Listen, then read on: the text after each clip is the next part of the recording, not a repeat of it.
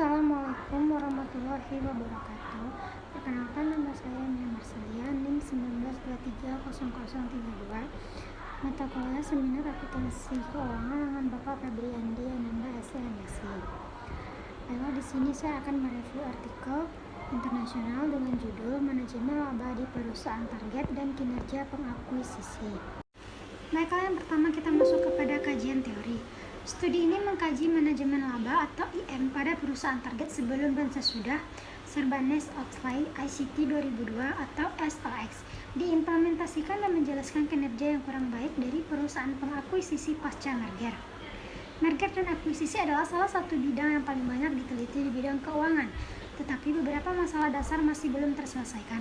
Sebagai contoh, bukti sebelumnya menunjukkan bahwa pihak pengakuisisi umumnya tidak diuntungkan dan menderita kerugian yang signifikan pada periode pasca merger. Selanjutnya, yang kedua, kita masuk kepada kasus yang terkait. Apakah hanya IM pengakuisisi yang menyebabkan perusahaan berkinerja buruk, atau apakah perusahaan target aktivitas manipulatif juga terkait dengan kinerja yang kurang baik dari pihak pengakuisisi? Dalam studi ini menyelidiki hubungan antara IM target dan pengembalian jangka pendek dan konsisten dengan Sivakumar tahun 2000 dan Lewis tahun 2004 menemukan hubungan negatif antara IM perusahaan dan pengembalian jangka pendek, menunjukkan bahwa di investor secara rasional membatalkan efek IM pada saat pengumuman merger. Yang ketiga yaitu objek penelitian. Penelitian saat ini mencakup akuisisi yang sukses dari perusahaan publik Amerika Serikat yang diumumkan dari kuartal pertama tahun fiskal 1987 hingga kuartal terakhir tahun fiskal 2017. Kami menemukan bukti IM nyata dan aktual di 8 kuartal menjelang tanggal merger diumumkan. Selanjutnya yang keempat yaitu teknik analisis data. Sampel diperoleh dari database Thomson Reuters Icon M&A. Kami memilih 1987 sebagai titik awal karena kode SIC tidak berubah dan beberapa data yang diperlukan untuk menghitung ukuran IM hanya tersedia setelah 1987.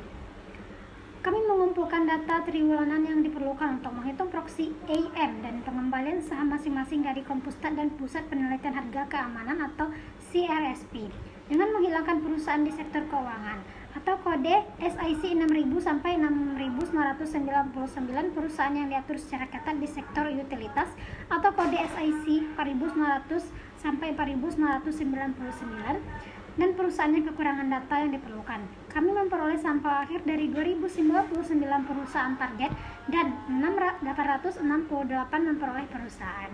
Baiklah, selanjutnya yang terakhir yaitu hasil penelitian.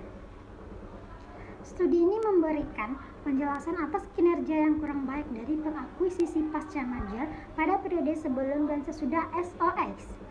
Melalui sebuah penyelidikan efek IM perusahaan target, makalah ini menunjukkan bahwa IM pra-merger di antara perusahaan target merupakan penentu signifikan kinerja pasca pengambil alihan pengakuisisi. Dalam pemeriksaan yang cermat dari dua jenis IM, kami menemukan bahwa perusahaan target mengelola aktivitas nyata selama kuartal yang mengarah ke tanggal pengumuman pada periode sebelum dan sesudah SOX. Juga, IM aktual menonjol di antara perusahaan target kesepakatan berbasis saham di periode sebelum SOX, namun konsisten dengan temuan dalam literatur sebelumnya. Sohen et al. 2008 menurut pada periode pasca SOX. Sekian presentasi dari saya. Jika ada salah, saya mohon maaf. Wabillahi taufiq. Assalamualaikum.